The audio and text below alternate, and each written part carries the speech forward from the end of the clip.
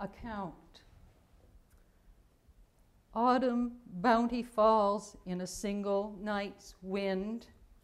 Now the apples await, glance upwards, their reds, their greens, from the ground.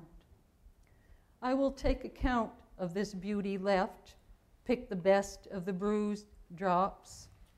At dusk, wild turkeys emerge from the shades of poplar, ash, grape, stride in their twilight trance, upslope to the grove.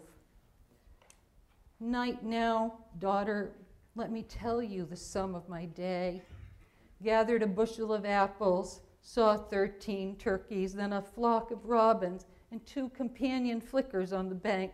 Oh, how their red blazed on their heads.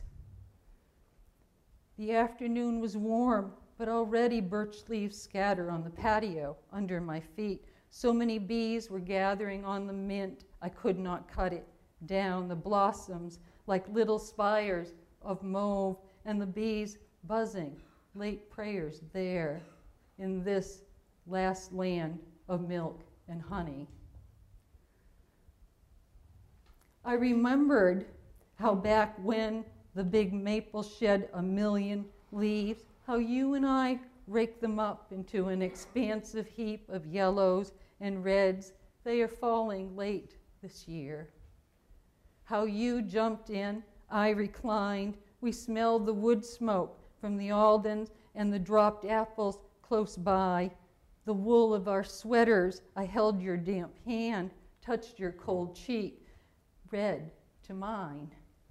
Do you remember my hand holding yours, what autumn gave you, gave me? Do you remember the streaked apples? Oh, they're reds, they're greens.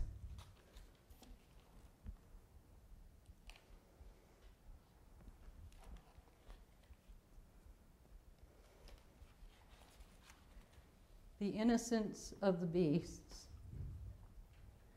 Almost 9 o'clock this October night, and long dark, driving down the dead-end road, I see the kitchen windows light. I hear the moving branches, rustling leaves greet me. Almost 9 o'clock, I turn finally to my border collie, stroke and notice her soft underchin, how close that softness is to her large, kind eyes, her sweet nature, its devotions. So almost 9 o'clock at night, away from home for hours, now I bend to consider her and the innocence of the beasts. I flick off the kitchen lights. A white moth rests on the geranium. A mouse or two shuffle behind the stove inside the tea cupboard. In bed, in the dark, I hear the wings of young bats stretch out, then in as they relax in the rafters. And I'm going to conclude with a piece called Under Wintry Constellations. And again, thank you so much for being here, and I appreciate sharing my poems with you.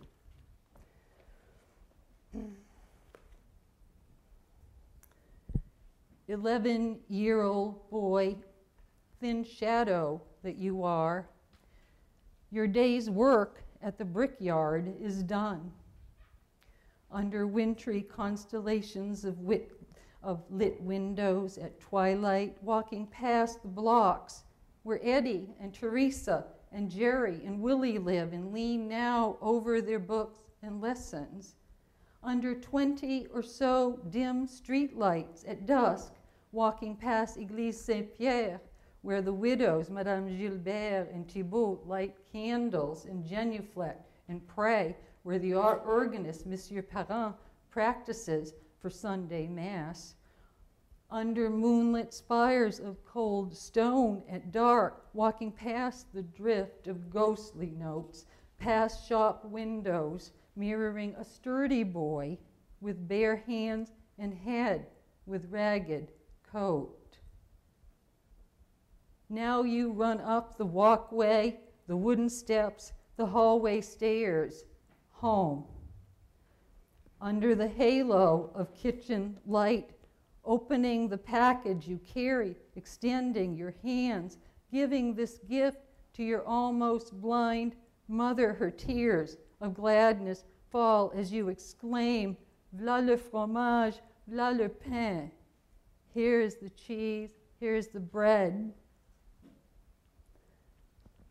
11-year-old boy working outdoors, blue eyes tearing with the wind's whip, the dust of bricks, counting and loading, pulling wagons, unloading. Count you could and multiply and divide, best in your 5th grade class in arithmetic, solving problems your teacher faltered over at the board during this, your final year of school. That story often told as a moral lesson. About what?